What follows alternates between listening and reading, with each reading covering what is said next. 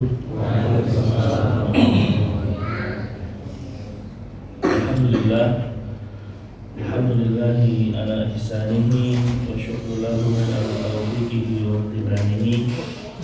Asyhadu an la ilaha illallah wahdahu la syarika lah wa asyhadu anna Muhammadan abduhu wa rasuluhu sallallahu alaihi wa ala alihi wa ashabihi wa man sara ala nahjihi wa istana bi sunnatihi ila yaumil qiyamah. Qala Allah Ta'ala ya ayyuhalladzina amanu taqullaha haqqa tuqatih wa la tamutunna illa wa antum muslimun. Fa in asdaqal hadithi kitabullah wa khairal huda huda Muhammadin sallallahu alaihi wasallam. Syarrul umuri muhdatsatuha fa inna kulla muhdatsatin fid dini bid'ah wa kulla bid'atin dhalalah wa kulla dhalalatin fil nar.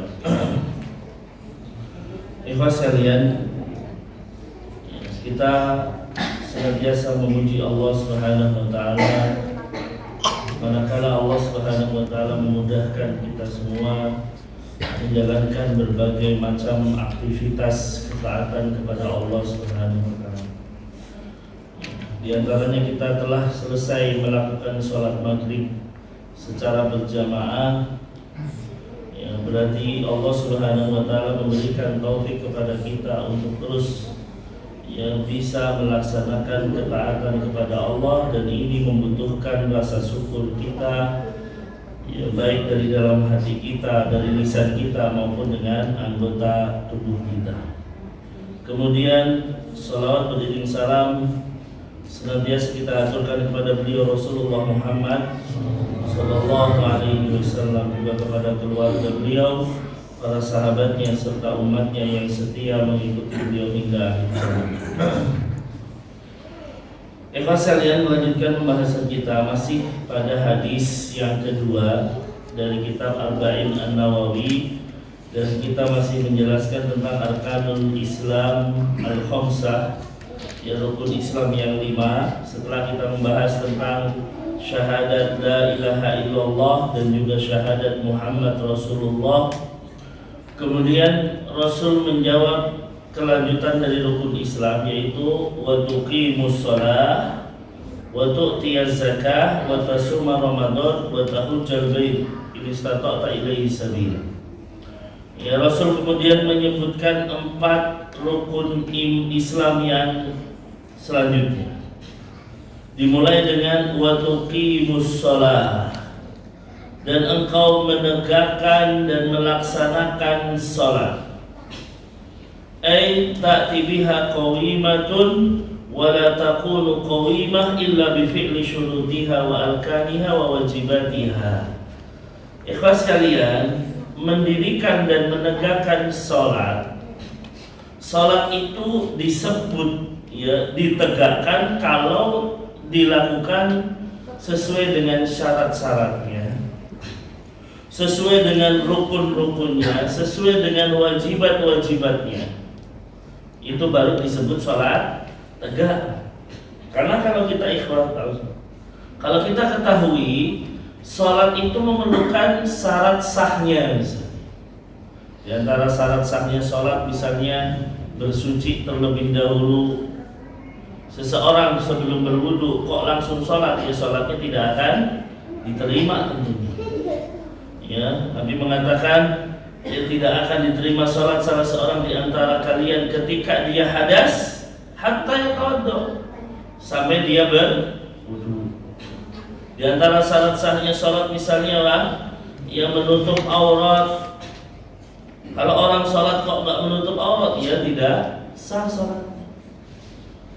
Ini perlu dipelajari dari awal. Makanya ikhwas sekalian, dari awal kita sudah mengatakan apa yang terkandung di dalam hadis yang kedua ini menjadi sebuah kewajiban bagi kita untuk mengetahuinya. Jangan sampai kita sholat tanpa mengetahui apa sih syarat sahnya sholat itu. Ternyata kita melakukan satu hal yang itu menjadikan sholatnya tidak sah. Sholatnya misalnya tidak sah. Kita juga perlu mengetahui tentang rukun-rukunnya sholat. Rukun itu apa? Sesuatu yang menjadikan satu ibadah itu tegak, itu namanya rukun. Kalau hal itu tidak ada, maka tidak dianggap ibadah tersebut. Ya, ini namanya rukun. Makanya di dalam bahasa Arab disebut janibu syai' al-aqwa, sesuatu yang paling kuat dalam sebuah hal itu disebut rukun. Dan ini tidak boleh ditinggalkan baik dengan sengaja, ya. Kalau dengan sengaja jelas sholatnya tidak dianggap, apalagi atau mungkin dengan kelupaan. Lupa pun tidak boleh tertinggal. Berbeda kalau dengan wajib-wajibnya sholat. Seseorang meninggalkan kewajiban syarat wajibnya sholat, ya maka dia kalaupun lupa, maafu, tinggal sujud sahwi. Tapi kalau rukun tidak bisa. Contoh misalnya ikhlas sekalian, seseorang sholat, ya. Kemudian di rakaat pertama dia itu langsung sujud tanpa ruku terlebih dahulu. Padahal ruku itu bagian dari rukun sholat. Dia lupa. Ya, apa yang harus dilakukan dia? Jadi di rakaat pertama dia habis baca surat misalnya, tiba-tiba langsung sujud, kelupaan ruku. Apa yang harus dia lakukan? Ya, kira-kira apa Pak? Mengulang? Ya, kita lihat kondisinya. Kalau dia ingatnya pada saat sujud, maka yang harus dia lakukan dia langsung bangkit berdiri kemudian mengulang ruku. Ya, baru sujud. Ya. Tapi kalau dia ingatnya di rakaat kedua, gimana Pak? Maka rakaat yang pertama tidak diangkat. Berarti dia harus menambah rakaatnya. Nah ini perlu dipahami. Hal yang seperti ini perlu diketahui oleh kita. Hakikatnya sebagai apa? Kalau bisa sudah di luar kepala sebagai seorang muslim, supaya kita dianggap menegakkan sholat. Ya. Karena banyak misalnya saja kita, ya, seseorang sholat salah satu rukunnya adalah tumakninah. Ya. Apa tuh tumakninah? Tenang. Ya, seukuran bacaan sholatnya misalnya. Ya, tapi ada seorang sholatnya cepat banget. Ya, kalau kita lihat misalnya 21 rakaat atau 23 rakaat misalnya bisa jamak menjadi 7 menit. Kan itu kayaknya nggak mungkin ada tumakninah. Ya, dan ini pernah ditegur oleh Rasulullah. Ada orang sholatnya nggak tumakninah dan lain sebagainya. Ya. Ada orang masuk masjid sholat, datang ke Rasul. Ya. Kemudian kata Rasul, ilji fasalli fa innaka lam tusalli, kembali sholat, kamu belum sholat. Ya. Terus sampai 3 kali suruh ulangi sholat. Kata orang tersebut, saya nggak tahu gimana cara sholat yang benar. Inilah cara sholat saya ya Rasul. Maka Rasul ngajar, ya, kalau kamu sholat hadaplah kiblat, ya, kemudian fakabir, bacalah takbir, disuruh tenang gitu, disuruh tumakninah. Ya, maka ikhwas sekalian, tumakninah itu bagian dari rukun sholat. Seandainya bukan bagian dari rukun sholat, Rasul tidak memerintahkan sahabat tadi untuk mengulangi sholatnya. Nah, berbeda dengan wajibatus sholat. Ya, ada wajibatus sholat berbeda dengan rukun. Kalau dia kelupaan, tinggal nanti sujud sahwi. Contoh misalnya di antara wajibatus sholat, tasyahud awal. Tasyahud awal itu bagian dari wajibatus sholat. Ya. Habis rakaat kedua, harusnya dia duduk tasyahud awal, tiba-tiba dia langsung berdiri, Pak. Ya, dia langsung berdiri. Apa yang harus dilakukan? Rasul ngajarin, nggak usah balik duduk lagi, tapi apa? Lanjutkan rakaat ketiga. Ya. Kemudian apa? Sujud sahwi nanti di akhir. Ya, berarti kata para ulama, wajibatus sholat, kalau lupa maka tinggalkan. Berbeda dengan rukun sholat, tidak ada istilah lupa, harus ya dilakukan. Nah, ikhwas sekalian, ya makanya perlu juga kita memahami berapa batasan seseorang mendapatkan 1 rakaat misalnya. Ya, seseorang masbuk datang, imamnya ya sudah ruku. Ya, sebagian beranggapan, ada beberapa pendapat mengatakan kalau seseorang datang ke masjid tidak mendapati Al-Fatihahnya imam, maka dia tidak mendapatkan 1 rakaat. Ini pendapat, tapi pendapat ini ya lebih dinasah. Karena Rasul Shallallahu Alaihi Wasallam mengatakan man adrakar ruku faqad adrakar rakaat. Siapa yang mendapatkan rukuknya imam, maka dia telah mendapatkan 1 rakaat. Nah, berarti kan ini 1 rakaat itu batasannya adalah ruku. Terus Ustaz, berarti dia tidak mendapatkan Al-Fatihah. Ya, maka Al-Fatihahnya tentunya sudah tertutup dengan bacaan imam tadi. Ya, ini kalau kita mendapati imam sudah ruku, ikhwah. Dan ini yang perlu dipahami. Kadang kan karena imam kalau ruku dapat imam akhirnya ngebut gitu kan. Lari imam lagi ruku. Ya, padahal kita diperintahkan apa? Alaikum bisakinah wal waqar. Kalau misalnya datang ke masjid dengan kondisi apa? Tenang. Dengan kondisi sakinah supaya enggak ngos-ngosan dan lain sebagainya. Ya, dan yang perlu dipahami ketika mendapatkan ruku imam, yaitu imam benar-benar masih dalam kondisi ruku. Tapi kalau imam sudah beranjak naik dari ruku, berarti apa? Dia tidak mendapatkan ruku. Ini yang perlu dipahami. Karena ketika misalnya kita mau mendapatkan ruku, imam sudah bangkit dari ruku. Ya, lalu kita ikut ruku, maka ini tidak dianggap mendapatkan rukunya imam, berarti dia tidak mendapatkan rakaat tersebut. Ya, 6. Dan ini juga perlu dipahami. Makanya di dalam kondisi tertentu, ya kalau sekarang ada yang namanya fikih al-masbuk gitu. Fikih jadi makmum masbuk. Ini adanya belakangan. Kenapa, Pak? Kenapa fikih masbuk itu adanya belakangan? Di zaman Rasul jarang ada orang terlambat. Kalau sekarang ya, ulama membahas bagaimana ketika masbuk, karena banyak sekali orang yang sukanya ya terlambat ke masjid. Padahal Nabi Shallallahu Alaihi Wasallam mazala qaumun yata'akhirun hatta yu'akhiruhumullah. Ya, kama qala Nabi. Seseorang senantiasa terlambat dalam sholatnya sampai Allah akhirkan dia. Kalimatnya umum, diakhirkan apanya Ustaz? Ya, maka banyak sekali yang diakhirkan. Ya, diakhirkan mungkin segala urusannya menjadi sulit. Ya, mungkin diakhirkan yang belum nikah yang nggak nikah. Ya, yang belum punya rezekinya seret, diakhirkan semua ya, gitu. Makanya jadikan kita terbiasa untuk apa?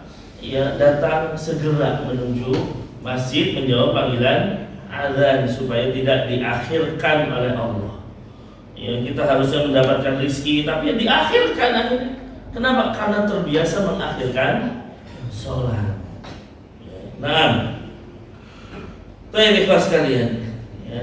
Maka sholat menjadi tegak kalau kita melakukan sesuai dengan syarat-syaratnya, rukun-rukunnya dan wajibat-wajibatnya. Nah, kemudian ikhwah, wa qauluhu as-shalah, ya, kalimat sholat di sini mencakup seluruh sholat. Bukan hanya sholat wajib saja, tetapi termasuk sholat sunnah. Ya, seseorang sholat sunnah, ia harus sesuai dengan rukunnya, syaratnya, wajib-wajibnya.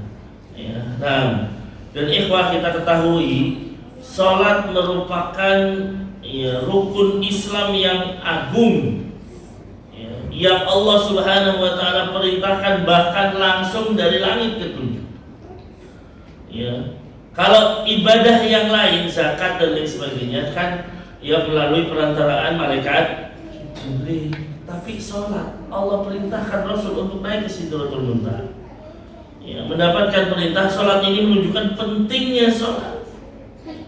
Ya, pentingnya sholat. Dan yang menunjukkan pentingnya sholat, sholat ini diwajibkan ketika Rasul belum hijrah. Ya, 3 tahun sebelum Rasulullah hijrah terjadilah peristiwa Isra dan Mi'raj. Ya berarti apa?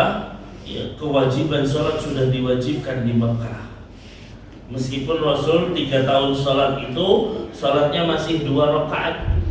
Ya, duhur, asar, maghrib, duhur, asar, isya dan subuh semuanya 2 rakaat kecuali maghrib 3 rakaat. Ya. Kapan mulai menjadi sempurna 4 rakaat? Setelah Rasulullah hijrah.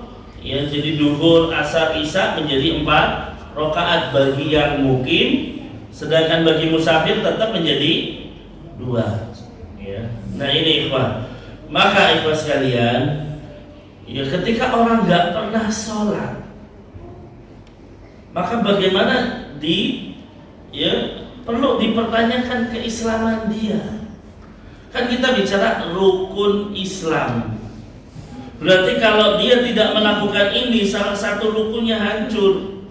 Apalagi ini sholat. Ya, dan Nabi SAW menegaskan al-ahdul ladzi bainana wa bainal kufri tarkus shalah. Perjanjian antara kita dan orang-orang kafir apa? Meninggalkan sholat. Faman tarakaha faqad kafar, kata Nabi. Siapa yang meninggalkan sholat bisa jadi dia terjerumus ke dalam kekafiran. Na'udzubillah. Ya, meskipun ikhlas sekalian tentunya terjadi perbedaan pendapat di antara ahli fikih. Bagaimana hukum meninggalkan sholat? Ya, kita katakan kalau dia sama sekali nggak pernah melaksanakan sholat dari umur 10 tahun bahkan sampai 50 tahun nggak pernah sholat, wala sholat 5 waktu, wala sholat idul fitri idul adha, ya, wala sholat Jumat, maka masihkah dia dikatakan sebagai seorang muslim? Ya, kita katakan dia sudah keluar dari Islam. Berbeda kalau orang sholatnya masih bolong-bolong. Kadang ya hari ini sholatnya cuma maghrib isya kan gitu. Besok cuma duhur doang, besoknya cuma asar doang. Yang penting masih ada sholatnya. Maka kata para ulama ini masih melakukan dosa besar. Tidak sampai dia keluar dari Islam. Ya. Tapi tentunya tidak layak bagi seseorang kok sholat masih bolong-bolong dan lain sebagainya. Karena kita tahu awwalu ma yuhasabu bihil abdu yaumal qiyamati as-shalah. Yang pertama kali akan dihisab di hari kiamat sholatnya.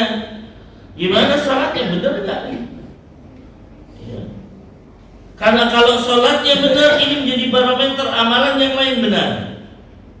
Tapi kalau sholatnya saja sudah rusak, nggak dijaga dengan benar, amalan yang lain pun bisa jadi lebih rusak daripada itu.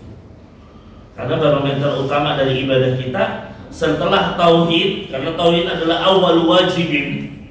Ya, kewajiban pertama bagi seorang muslim adalah mentauhidkan Allah dan menjauhi kesyirikan. Kemudian yang kedua, sholatnya gimana? Oh, dia jaga dengan baik, bahkan dia tambahkan dengan sunnah-sunnahnya. Maka ibadah yang lain insya Allah baik. Seandainya sering kita mendengar pertanyaan di bulan Ramadan, Ustadz, bagaimana hukumnya orang yang puasa Ramadan tapi nggak sholat? Maka kita kembalikan kepada hadis ini. Ya, bisa jadi puasanya apa? Hanya sekedar ikut-ikutan. Karena yang lain puasa ikut puasa. Ya, nggak ada nilai ibadah dia karena Allah Subhanahu Wa Taala. Kenapa? Sholatnya udah rusak. Sholatnya udah rusak duluan. Ya, apalagi kalau kita di bulan Ramadan terkadang orang ya skala prioritasnya beda. Ya. Orang lebih pentingin sholat taraweh dibandingkan sholat wajib. Ya. Ada orang ya kadang temuin kita, begitu sholat taraweh dia pergi ke masjid. Dari mana mas? Dari rumah. Sholat isyanya di mana? Di rumah tadi. Di mana sholat tarawehnya? Di masjid. Nah ini kadang skala prioritasnya terbalik. Padahal apa? Yang paling penting ya sholat 5 waktu. Nah ini ikhwas sekalian. Jadi rukun Islam yang kedua adalah sholat. Dan sholat ini mencakup seluruh sholat, termasuk sholat wajib dan sholat sunnah, bahkan sholat jenazah. Kemudian ikhwas sekalian, rukun Islam yang ketiga, wa tu'tiyaz zakah, ya, dan engkau, ya, menunaikan zakat. Ikhwan sekalian, kalau kita bicara kewajiban yang lain atau rukun Islam yang lain, baru Allah wajibkan di Madinah. Termasuk diantaranya zakat dan puasa. Ya, zakat dan puasa itu diwajibkan di tahun kedua Hijriah. Ya, di tahun kedua Hijriah setelah Rasulullah SAW hijrah ke kota Madinah. Nah, apa itu zakat? Ya, zakat itu adalah harta yang wajib dikeluarkan di dalam harta-harta zakat. Ya, di dalam harta yang memang diwajibkan zakat di dalamnya. Karena kita tahu di dalam Islam ada zakat, ya, zakat al-amwal, zakat mal. Ada zakat urudut tijarah, zakat perdagangan. Ya, ada juga zakat apa? Pertanian. Ya, kemudian zakat peternakan. Ya, tapi tidak setiap hal, misalnya diternakan pasti ada zakatnya misalnya. Zakat peternakan misalnya Allah hanya mewajibkan kepada onta, sapi dan kambing. Ya. Orang punya ayam banyak misalnya, ya, itu juga tidak ada zakatnya kalau secara hukum Islam. Tapi kalau ayam itu diperjualbelikan maka berlaku hukum zakat, ya, perdagangan dan lain sebagainya. Nah, ini perlu kita pelajari, ikhwan sekalian. Ya, seseorang yang mungkin bergelut di dalam perdagangan berarti dia harus memahami secara khusus bagaimana sih zakat perdagangan itu. Seseorang yang bergelut di dalam pertanian, seseorang bergelut dalam peternakan dan lain sebagainya. Ya. Atau mungkin seseorang memiliki harta yang banyak. Dia sudah memiliki harta dengan nisab 85 gram emas yang sudah ngendong selama 1 tahun, berarti dia diwajibkan untuk membayar zakatnya, ya, cukup dengan 2,5%. Nah, ini yang perlu dipahami oleh kita semuanya. Ya, makanya ikhwan sekalian, ya, Allah Subhanahu wa taala mengkhususkan zakat, bahkan menyebutkan siapa sih yang berhak menerima zakat. Allah khususkan di dalam surat At-Taubah ayat 60. Innamas shadaqatu lil fuqara'i wal masakin wal amilina 'alaiha. Sesungguhnya zakat itu diberikan kepada yang berhak menerimanya. Siapa mereka? Ya, fakir, ya, miskin. Dan fakir miskin itu berbeda, ya. Ya, disebutkan kalau miskin itu tidak bisa mencukupi separuh kebutuhan hidupnya. Kalau fuqara, ya, mungkin dia hanya bisa memenuhi, ya, 25% kehidupannya sehari-hari. Berarti dia masuk dalam kategori apa? Fakir. Jadi fakir itu lebih miskin daripada miskin. Ya. Nah, makanya bisa jadi orang, ya, dia mungkin penghasilannya gede tapi kebutuhannya ternyata lebih gede. Berarti dia juga bisa masuk dalam kategori, ya, miskin. Ya, kemudian apa? Wal amilina 'alaiha, al-amil. Amil zakat ini bagian dari yang berhak menerima zakat. Tapi para ulama memberikan syarat. Apa syaratnya? Dia tidak digaji. Jadi kalau amil zakat udah digaji, itu nggak berhak mendapatkan, ya, harta zakat sebagian seperti itu. Ya, kemudian apa? Wal mu'allafati qulubuhum. Orang yang, ya, berharap dilembutkan hatinya. Ya, sebagian menganggap mu'alaf adalah orang yang baru masuk Islam. Ya, padahal dalam pandangan Islam, seorang mu'alaf itu belum tentu dia masuk Islam juga. Orang belum masuk Islam tapi diharapkan masuk Islam bisa disebut juga mu'alaf. Ya, Rasul itu terkadang memberi kepada orang-orang yang diharapkan keislamannya, ya, supaya dia berharap harapannya dia masuk Islam. Ya, kemudian, ya, wafir riqab, orang yang, ya, berusaha untuk memerdekakan budak misalnya, atau budak yang berusaha memerdekakan dirinya sendiri. Ya, termasuk di dalamnya wal gharimin. Apa gharim? Orang yang terlilit hutang. Ya, orang yang terlilit hutang.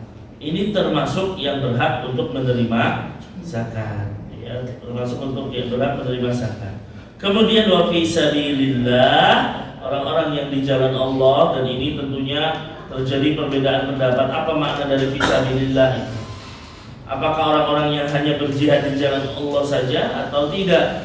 Ya, dalam fatwanya, ya, Dewan Fatwa mengatakan bahwa yang namanya fi sabilillah itu bukan hanya orang yang berjihad saja, termasuk para penuntut ilmu, orang yang mengajarkan ilmu dan lain sebagainya, yaitu masuk juga dalam kategori fi sabilillah. Kemudian wabnu sabil, ya, ibnu sabil itu adalah orang-orang yang kehabisan bekal saat perjalanan, entah dirampok atau pencurian atau dibegal, itu masuk dalam kategori ibnu sabil. Nah, ini yang berhak menerima zakat, ikhwan. Jadi apa maksudnya? Allah sudah memberikan rambu-rambu. Ya, kamu kalau mau zakat ya kepada 8 penerima zakat ini, jangan yang lain. Ya, kalau ada pertanyaan, Ustadz, anak yatim masuk penerima zakat enggak? Ya kita lihat anak yatimnya ini kaya apa miskin. Ternyata dia anak yatim tapi ternyata pewaris tunggal, berarti kan kaya. Dia tidak berhak menerima zakat. Janda gimana, Ustaz? Termasuk juga dengan janda dan lain sebagainya. Jadi yang menjadi penerima zakat ya 8 penerima zakat ini. Baik. Ya, makanya ikhwas sekalian, ibadah itu tauqifi. Apa tuh tauqifi? Allah yang menentukan caranya. Allah yang menentukan batasannya, termasuk Rasulullah SAW yang mengajarkannya. Jadi jangan sampai kita ibadah itu, menurut saya dia berhak dari menerima zakat, tidak bisa. Ya, kita lihat dulu masuk nggak dalam menerima zakat. Ya, demikian dengan ibadah-ibadah yang lain, jangan kita ibadah itu sesuai dengan hasas, sesuai dengan perasaan kita. Gitu. Oh, menurut saya ini ibadahnya kurang nih. Saya tambahin, tidak bisa seperti itu di dalam ibadah. Ya, nah ini yang perlu diperhatikan. Baik. Kemudian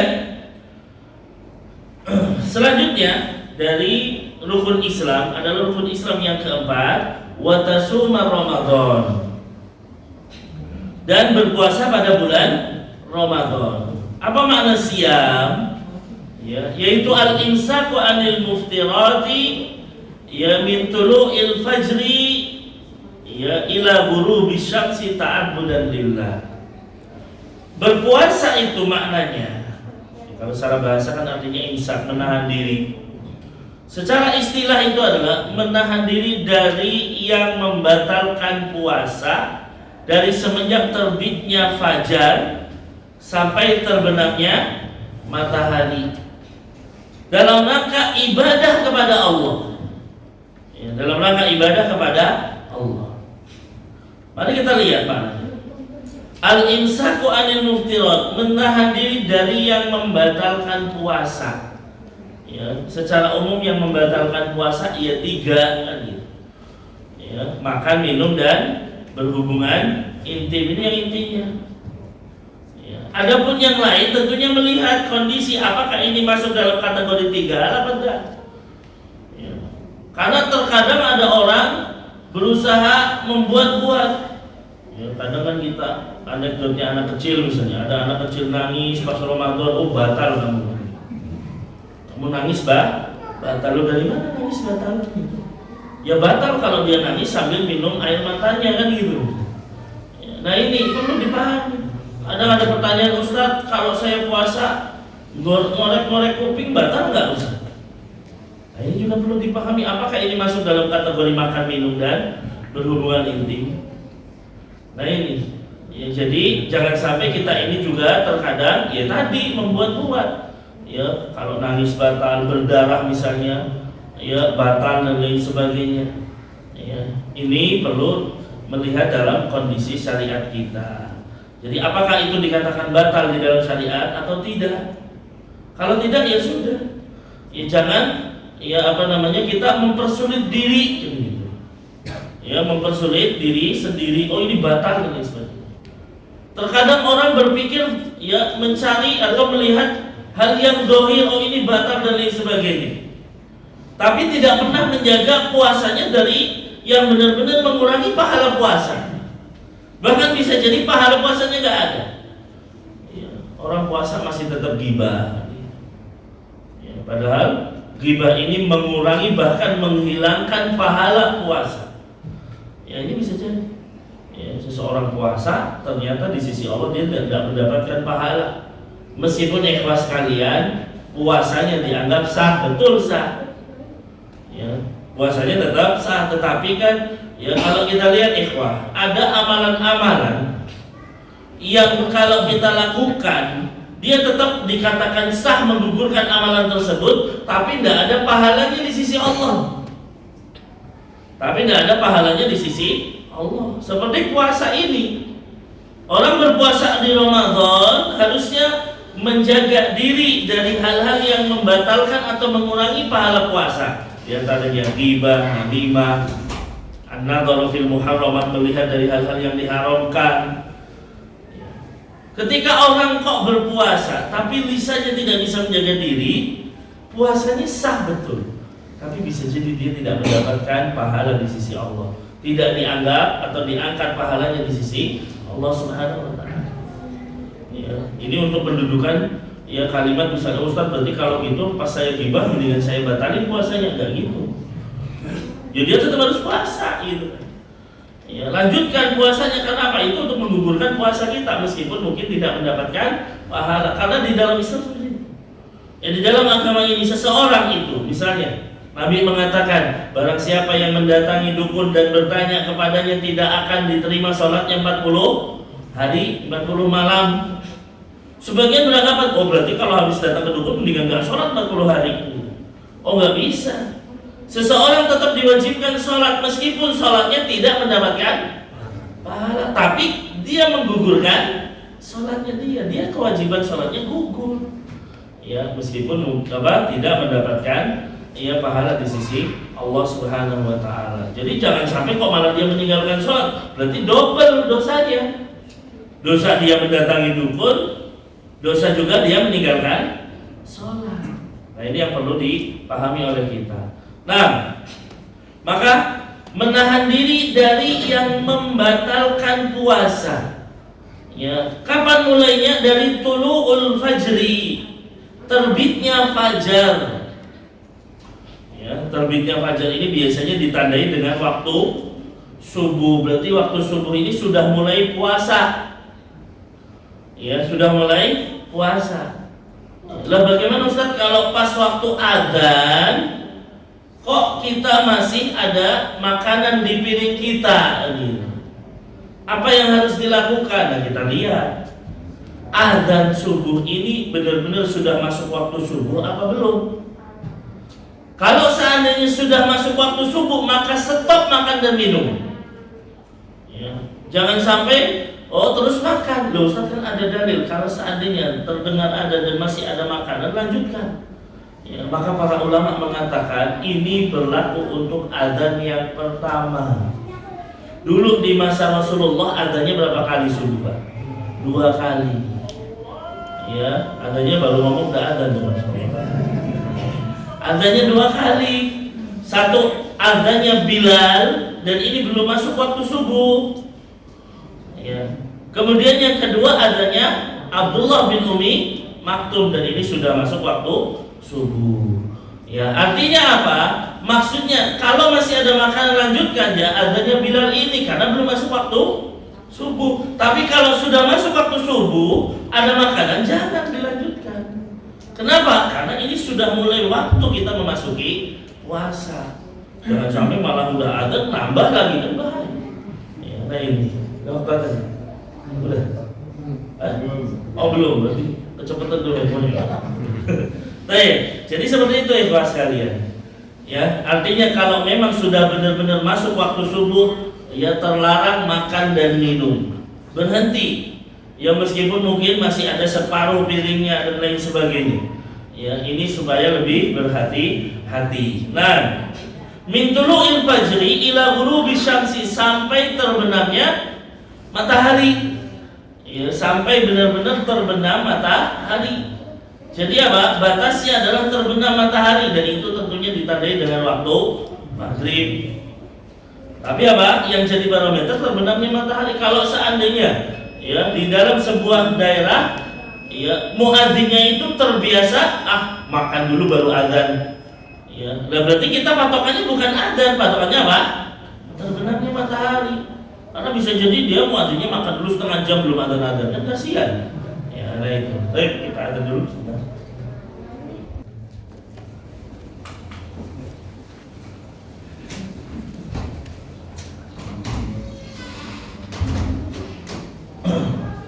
Alhamdulillah, wassalatu wassalamu ala rasulillah amma ba'du. Kita lanjutkan sedikit mungkin sebelum berkomah kita selesai. Kemudian yang harus sekalian, ya berarti apa? Bahwa yang jadi barometer adalah terbenamnya matahari. Ya makanya ikhlas sekalian, ya ketika seseorang ya di Semarang misalnya sudah terbenam matahari, maka dia sudah boleh berbuka. Tapi ketika seseorang itu ternyata dia naik pesawat dan di pesawat itu masih melihat matahari, padahal di Semarang sebenarnya sudah buka, apa yang harus dilakukan? Maka manakala dia masih melihat matahari berarti belum boleh untuk berbuka, karena jadi barometer adalah dia melihat matahari. Nah ini yang perlu dipahami. Kemudian makna yang lain, ta'abbudan lillahi ta'ala. Ya, puasa ini menahan dari yang membatalkan puasa dari terbitnya fajar sampai terbenamnya matahari dalam rangka ibadah kepada Allah. Ini untuk apa? Untuk ya membatalkan semua ibadah yang tujuannya bukan untuk Allah Subhanahu wa taala. Karena ada orang-orang puasa tapi ternyata bukan untuk ibadah kepada Allah. Ya, ada orang puasa supaya memiliki kesaktian misalnya. Ya, ada orang puasa pati geni supaya bisa menghilang misalnya. Ya, ada orang puasa mutih dan lain sebagainya yang ternyata ini ya apa? Bukan dari syariat Islam. Maka ikhlas sekalian, berpuasa di sini tentunya hanya untuk ibadah kepada Allah, dan kita tahu ibadah itu tentunya dengan ikhlas, dan ada contohnya dari Allah Subhanahu wa taala dan dari Rasulnya juga para sahabat Nabi. Nah, kemudian ikhwah, wal muftiratu, dan yang membatalkan puasa ya, itu dikatakan bahwa dia membatalkan puasa kalau terpenuhi 3 syarat.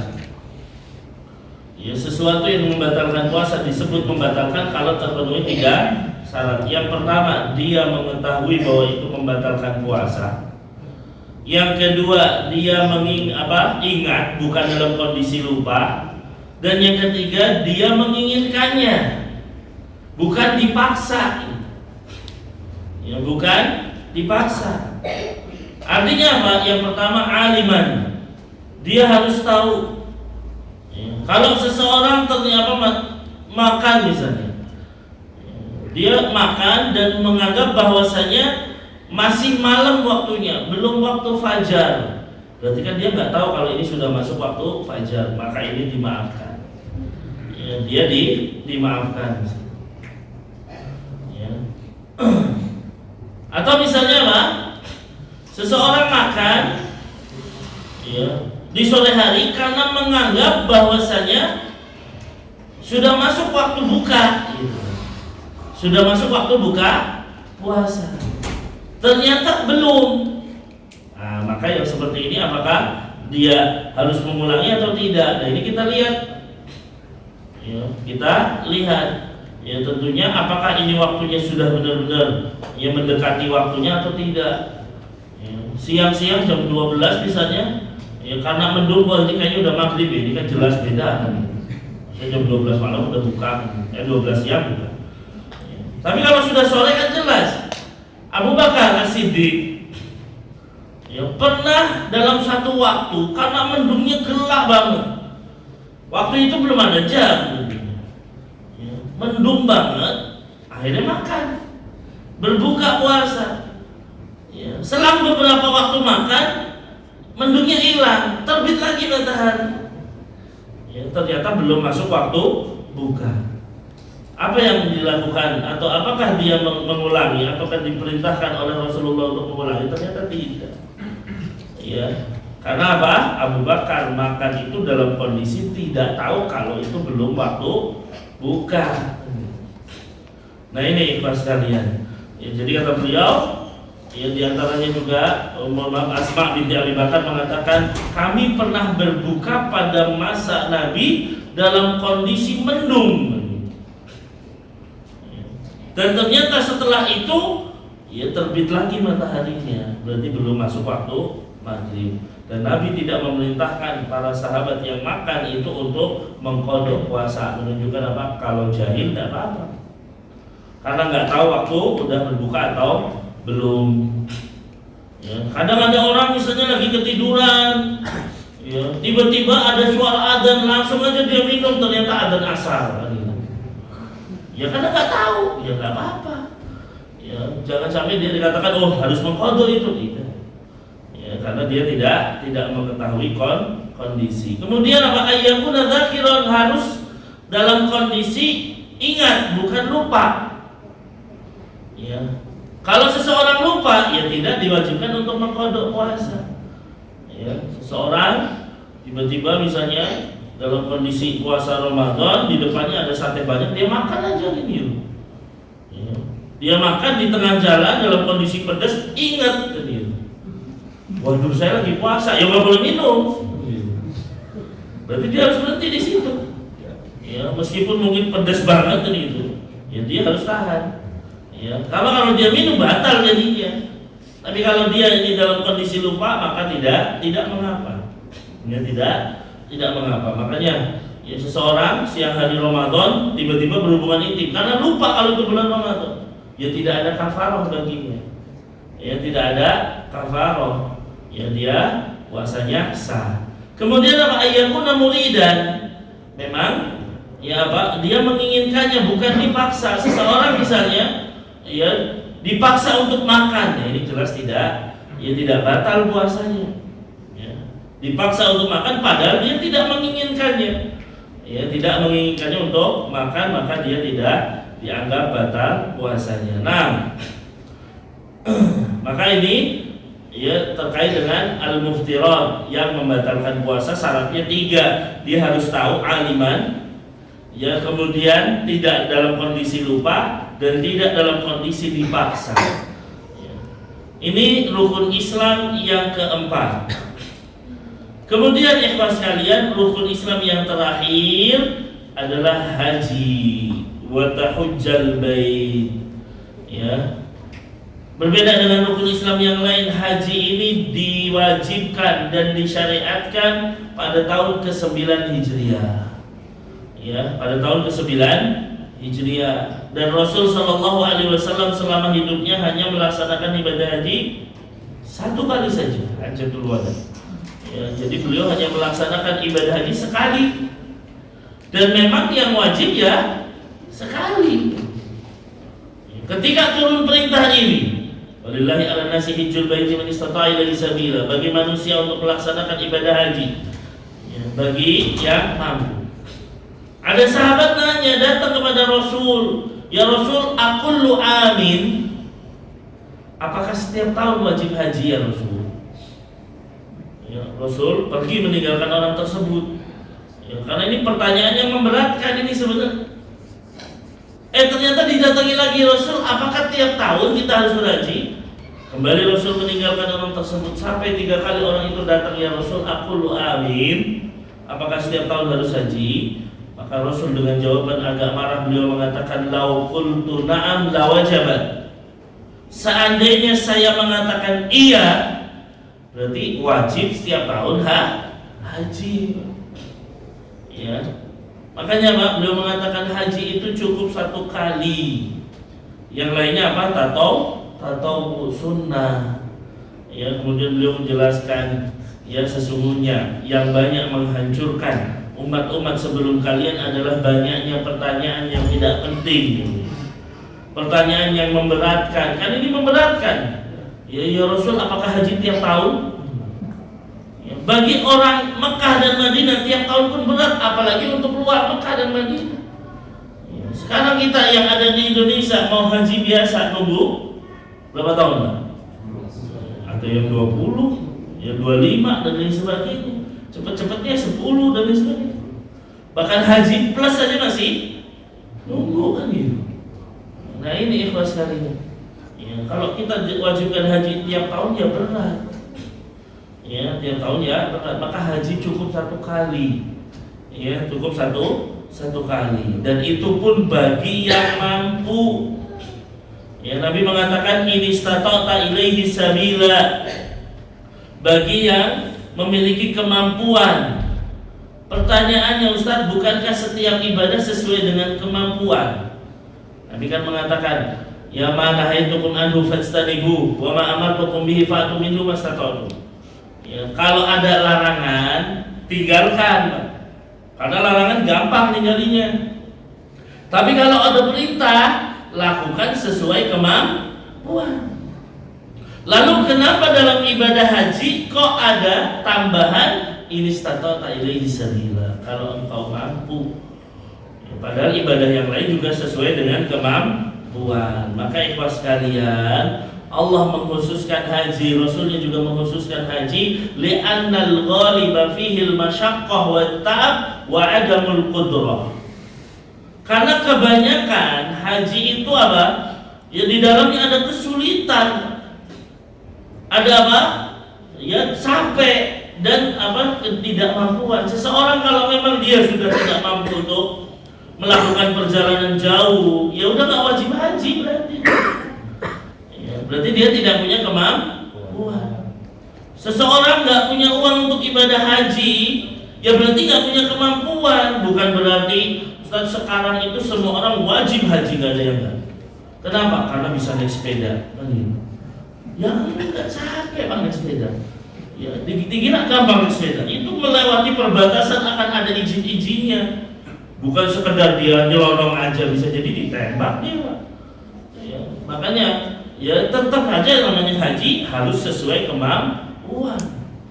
Ya, meskipun mungkin sekarang ada haji naik motor dan lain sebagainya, tetap kita katakan ya bahwa ya kewajiban haji bagi yang memiliki kemampuan. Karena memang kebanyakan masyaqqah, ta'ab. Zaman dulu apalagi. Ya mungkin kita ada yang mendengar nenek kita, kakek kita haji harus melewati waktu 4 bulan lebih bahkan. Karena harus naik apa?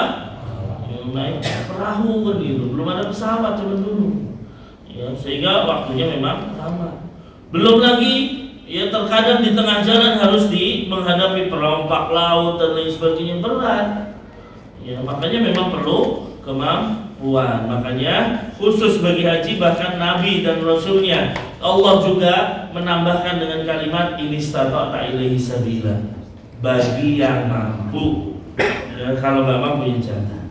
Ya, kemudian ikhwas sekalian, kemampuan ini tentunya dengan harta yang halal. Jangan sampai kita berhaji dengan harta yang haram, karena ketika dalam berhaji dengan harta yang haram dalam sebuah hadis meskipun dhaif, ya ketika orang berhaji dengan harta yang haram mengatakan labbaik Allahumma labbaik, maka malaikat berkata la labbaik alaika wa la sa'daik. Enggak diterima. Ya, tidak ada labbaik buat kamu, tidak ada sa'daik. Hajjuka haram. Ya, hajimu dari harta yang haram. Ya, maka ya kata para malaikat, ya hajimu tidak mabrur, maka tidak akan diterima hajinya. Meskipun sekali lagi hajinya sah. Hajinya sudah menggugurkan kewajiban dia haji 1 kali. Cuman untuk jadi haji mabrur ya nggak bisa, hartanya haram. Ya, hartanya dari hasil korupsi buat naik haji ya nggak bisa. Ya banyak orang kan korupsi dibersihkannya dengan umroh misalnya. Ya, dianggap kalau umroh hartanya jadi halal, nggak bisa. Ya, ini sama saja seperti mencuci mulut anjing dengan sunlight misalnya. Ya, itu jadi najisnya hilang nggak Pak kira-kira? Ya tetap najis. Mau dicuci pakai ya sabun berkali-kali, air liurnya anjing tetap najis yang paling berat. Ya maka haji ini tentunya dengan harta yang halal, jangan sampai kita haji dan umroh dengan harta yang haram. Wallahu a'lam bishawab. Itulah permasalahan tentang rukun Islam. kemudian malaikat tadi mengatakan sadaqta, engkau benar, ya, insya Allah kita akan membahas di pertemuan yang akan datang, yaitu tentang rukun iman yang ada 6. Ya, ini yang bisa kami sampaikan, kebenaran mutlak milik Allah Subhanahu wa taala, sedangkan kekeliruan murni karena lemahnya ilmu yang kami miliki. Mohon dibukakan pintu maaf yang sebesar-besarnya. Allahumma 'allimna ma yanfa'una wanfa'na bima 'allamtana wa zidna ilman ya rabbal alamin. Kita akhiri dengan doa kafaratul majlis.